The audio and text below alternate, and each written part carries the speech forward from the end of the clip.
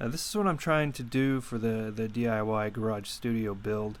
I want a simple 3-light setup, a background light that shines against the colored fabric, kind of gives it a halo effect, I guess you would call it, behind the subject or the person presenting in a video or even a portrait.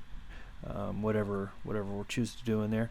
A couple of ceiling lights to the left or the right of the subject.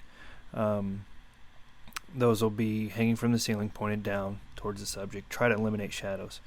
I may have to put diffusing on there to soften it up. I'm not sure. We'll get into that later. But this is it. The basic 3-light setup. This is what we're going to build. So let's get into it. Let's get into what materials we're going to need. Okay, so here goes the studio build. These are our parts. I've got 3 lights I bought from Walmart, about $6 or $7 a piece. Some light bulbs, daylight, fluorescent, CFLs. Over here we've got a bed sheet I'm going to try to use as a background. We'll see how that goes. A 2x4 obviously in there, some extension cords, some clamps, and a couple of PVC pipes. Okay, so here's the space it's going to go in. It's in my garage. I got them all laid out on the floor where it's all going to go. It's going to be a garage studio, but I've got some stuff to compete with, obviously. I've got kids' bikes.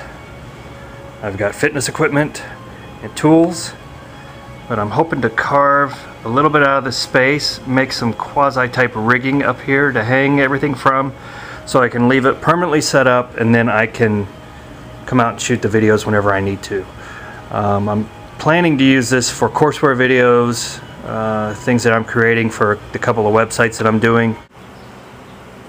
Okay, so here we are with the poles attached, and basically it's just PVC pipe, 1/2 inch, 3/4 inch. We'll see how it works out. I'm not sure if the 1/2 inch is going to be too flimsy, but the green screen will go on the 3/4 piece right there and back. This front piece is 1/2 inch. I'll put the gray backdrop, which is a lot lighter. Basically just drilled holes into a 2x4, screwed it to the wall of the garage. We've got clamps on that we hold we're going to hold the fabric on with. Here's the other side. It's about 10 feet wide. So that's how that lays out. So you can see how the 1/2 inch dips a little bit in the middle. I may have to play with that, support that somehow. We'll see. I'm not sure yet. Wait till I get the fabric on, see how it looks. Also, here's our lights. We basically just attached it to the modified kind of scaffolding, almost like, I don't know what to call it, but basically put some wood up there, put a piece of wood down, put the clamp light on it. Same with the other side right here. Put the clamp light on it. I'll show you once we get it all set up how it's going to light up. Here you can see how we ran the wires up and over. I actually have an outlet up here. Same with the other side. So right there they are.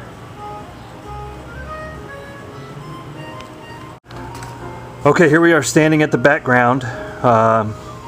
These are the 2 lights that I have mounted to the ceiling to shine down on the subject. Just wanted to give you a view from this side. They're all wired up, ready to go. Everything looks good.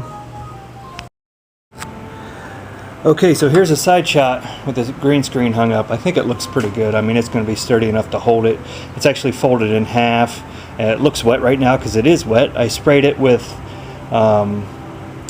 it's a fabric softener water mix to get the wrinkles out, so I'm just waiting for that to dry.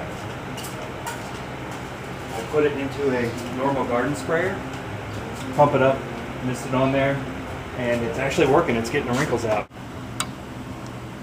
Okay, so here we are with the gray background. As you can see, when it comes out of the package, it's really, really wrinkled. So I'm going to spray it. It's just a pump sprayer, and it has the fabric softener water mixture. Very little fabric softener, maybe like, I don't know, a couple drops per this 50 ounces of water or so. Okay, here we are with the fabric all dry, the gray background. It's still pretty wrinkly.